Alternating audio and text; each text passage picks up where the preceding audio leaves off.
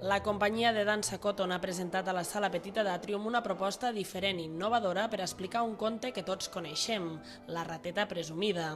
Un muntatge on la coneguda rateta que escombrava l'escaleta i es va trobar una moneda i va decidir gastar-la en un llacet per trobar un pretendent, balla dansa. És dansa i a més és dansa clàssica, no? Que poques companyies avui en dia representen obres amb dansa clàssica. Hem triat clàssics de domini públic perquè crec i considero que és la música que ens va millor per nosaltres ballar.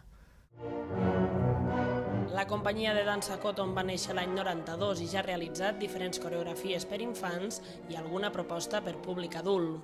Des de l'any 2003, però, la companyia va decidir especialitzar-se en espectacles de públic familiar, un tipus de muntatges marcats pel llenguatge corporal i, sobretot, pensats per apropar el món de la dansa als més petits.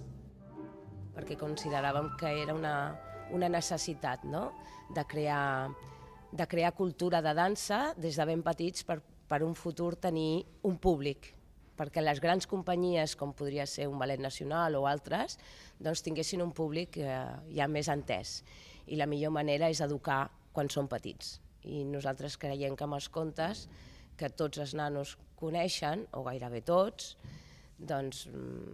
representant-los en ballet és la manera que pots arribar més als crios, no?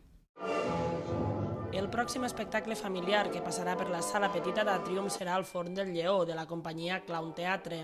Serà el 16 i 17 d'octubre, el dia 16 a les 6 de la tarda i el 17 a les 12 del migdia.